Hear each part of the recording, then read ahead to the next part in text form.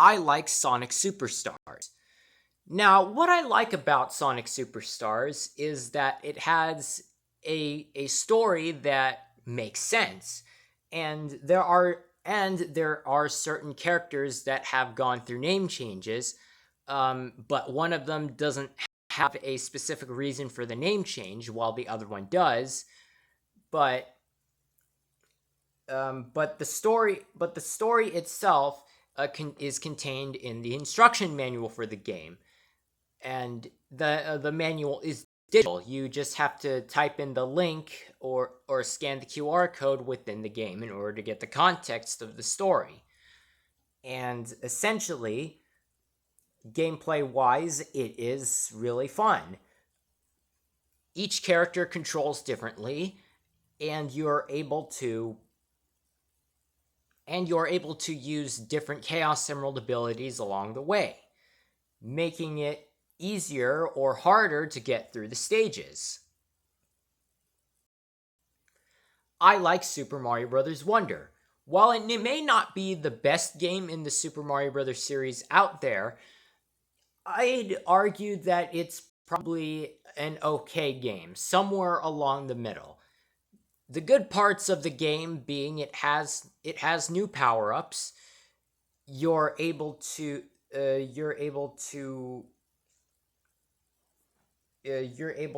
defeat new enemies along the way, and the gameplay holds up to the original.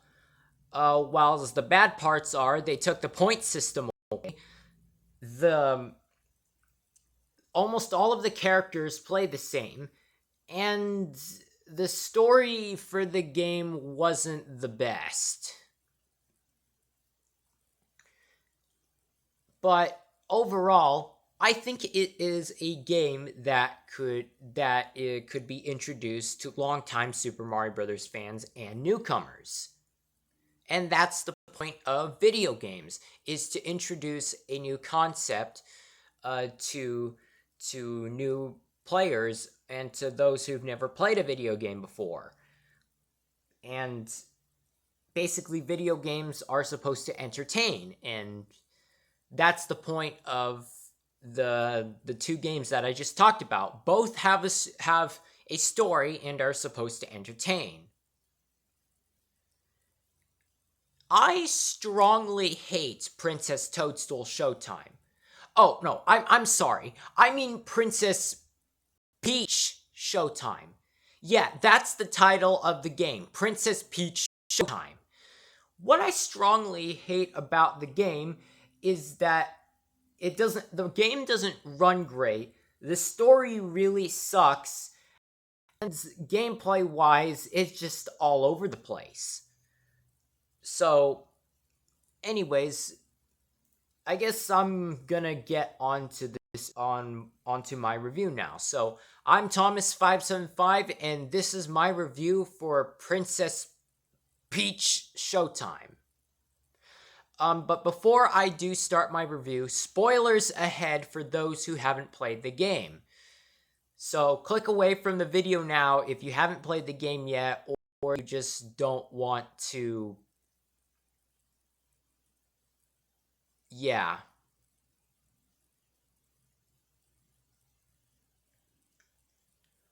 Okay, spoiler warning is over. So now it's time to get on to the review. So to start off, I should probably point out what the story is. So the story is that Toadstool is walking around observing everything around Mushroom Castle, and she gets an ad to go to a place called the Sparkle Theater. So she goes there and is immediately overtaken by a mysterious masked figure named Grape and her associates, the Sour Bunch. And soon after, the entire theater is taken over. Now, already I do have some complaints for this. For starters, the villain of the story, Grape. Yeah, Grape. That's not really the best best sounding villain name out there. Like even for a game that is centered around Toadstool, that's not really the best sounding name. Now compare it to Bowser, the king of the Koopa, who is the first villain in the Super Mario Bros. Series. Comparing to that, Bowser sounds better than Grape.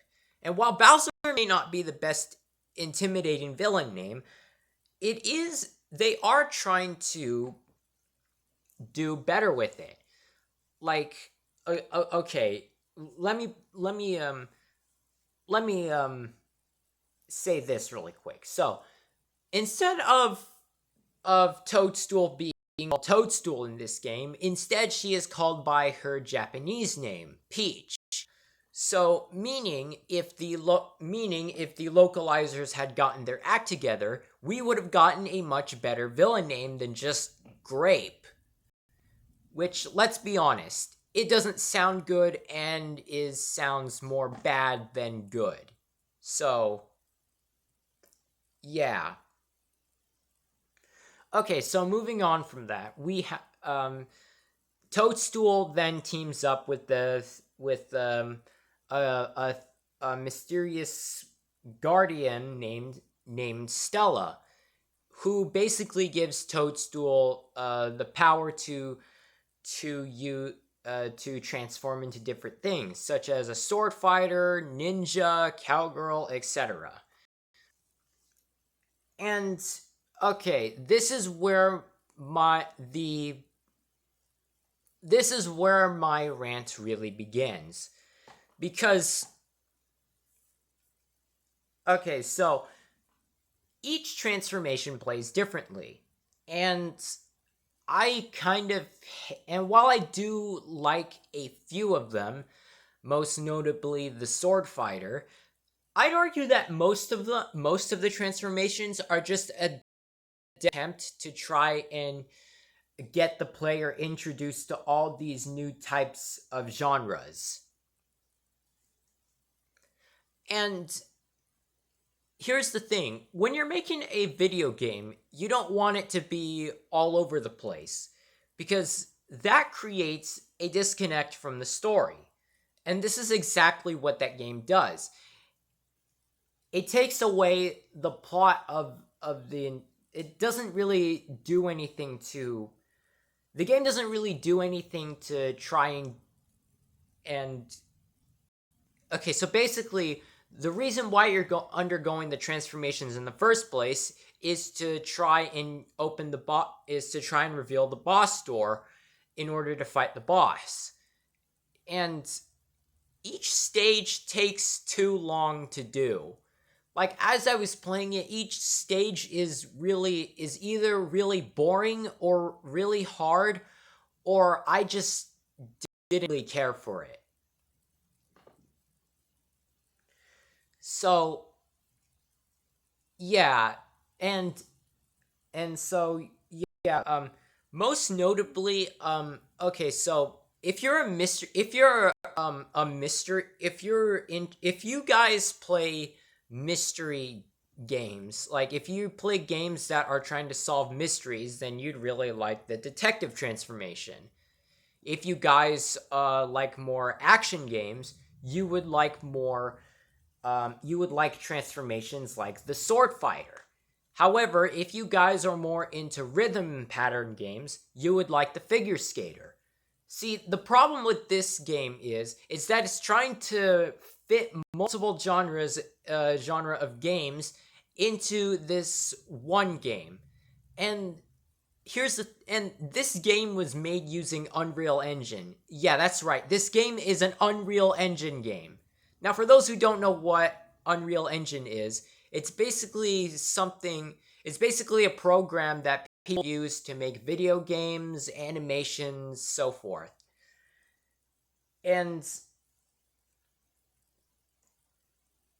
while I do see what the programmers were trying to do with this game, I don't think it should have been, because the game is trying to do multiple things at once, the game keeps lagging while the loading or the saving commences, because it doesn't really play, because the program is not supposed to play like that.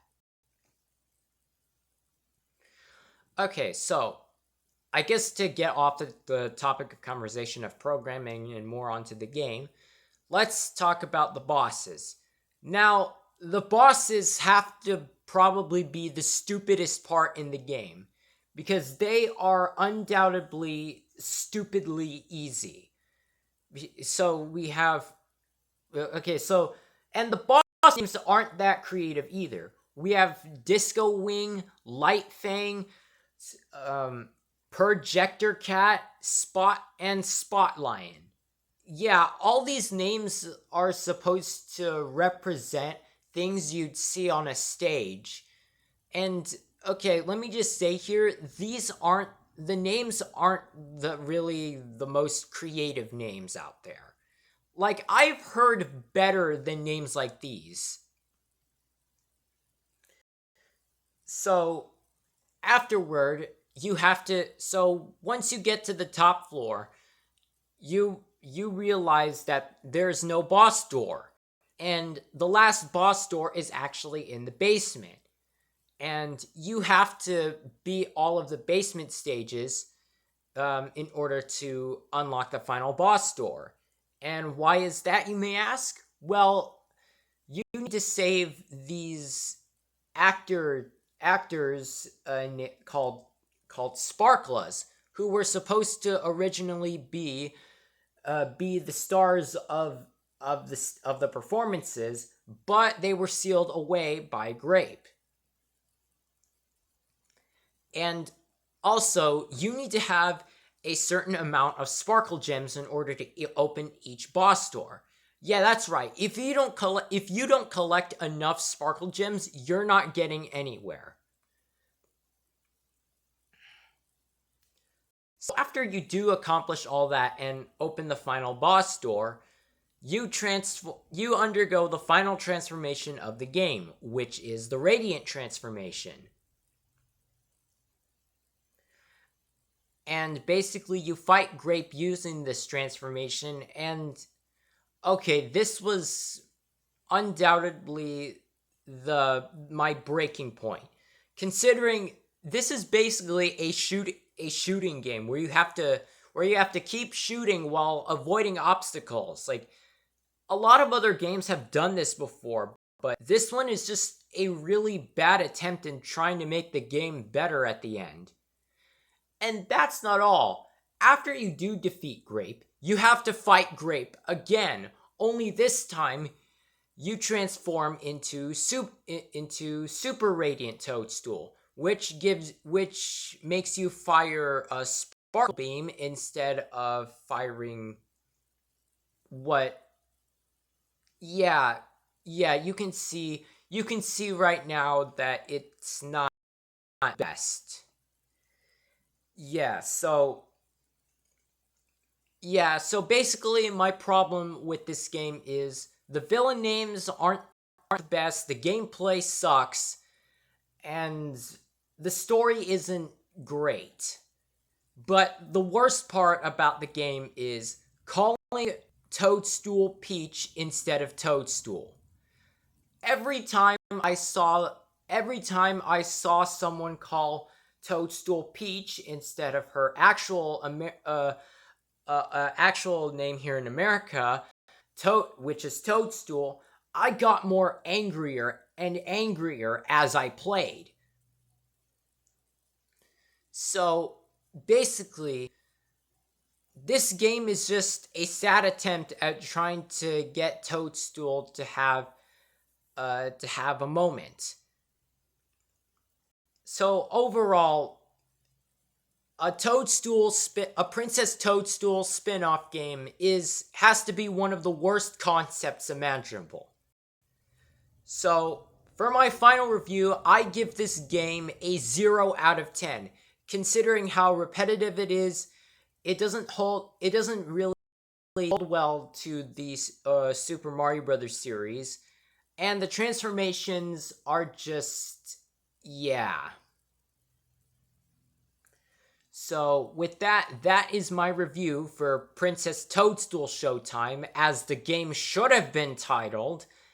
And yeah, that's basically it for my review for this game. So like this video if you liked my take on what I thought of this game. Subscribe if you want to see more videos like this in the future. Like if you want to see me review more video games out there. And share this video with others if you really want them to. Like, I don't really see if you would want to do that, but yeah, yeah, share the video if you want. I mean, I can't force you to, obviously, but yeah, so that's my review for this game. So this is Th0m4s575, and I will see you all in the next video.